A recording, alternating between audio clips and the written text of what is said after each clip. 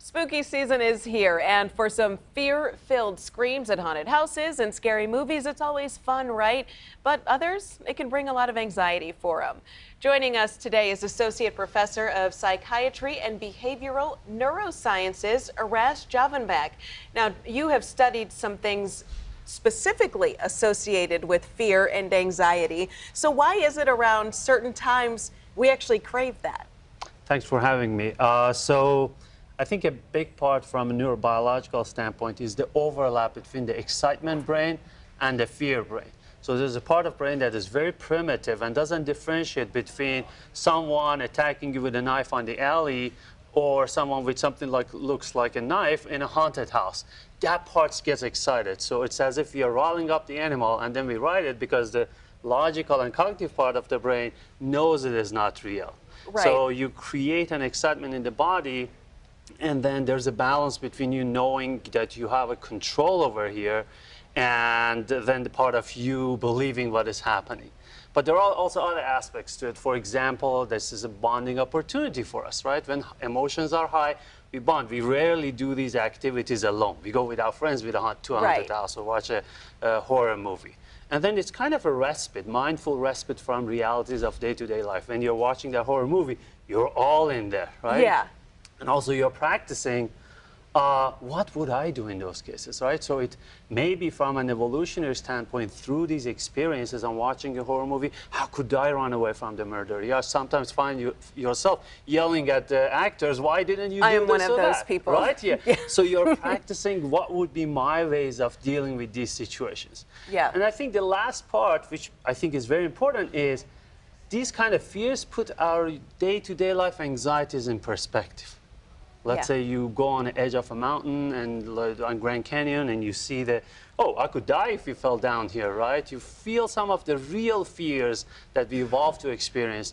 Then, well, that meeting or appointment that I have that I'm worried about, it's back to its perspective because we usually get too drowned in worries and anxieties of daily life. But when people maybe can't wind down from them, because I'm sure there's some who some part of that comes home with them, what are the types of things they can do to remind themselves that was just one area? So I think the first part is to know your own limits. Yeah. Some of us could be terrified by some forms of horror movies. Some of us are less worried by them. And when we know our own limits, then I will avoid. I mean, I rarely can do the scary rides in Cedar Point, right? Mm-hmm. And then the other part is when you come back to distract, the same way we distract ourselves from daily life with these terrifying activities, then you distract yourself with going back to the routines of day-to-day life. Talking to friends, working out, reading a book, things that can take you away. And of course, reminding yourself, oh, look, now I'm the stable ground walking. I'm not on this ride anymore. Yeah. Like reminding how the current life is safe and actually appreciating that your life is much better than the one you saw in the movie. Yes, and you wrote a book about understanding the purpose of fear and harnessing the power of anxiety. So fear and anxiety can have, is it fair to say, some positive benefits? Yeah, I mean, fear and anxiety have been around for hundreds of thousands of years and millions of years to protect us against danger. So there are real life anxieties and dangers. If a car is coming at me fast, I cannot sit there and think, what is the philosophical reason this car is coming at me? The animal inside me just pulls me away and I jump away.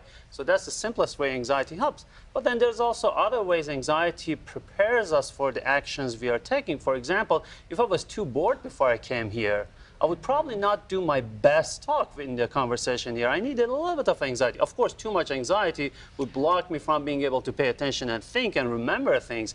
But enough of anxiety is a motivator. It has energy because it motivates and riles up all of the body and the brain and the attention and the memory so we can use that. So enough of anxiety helps us learn skills, helps us be motivated, helps us problem solve and get engaged in the tasks with better attention.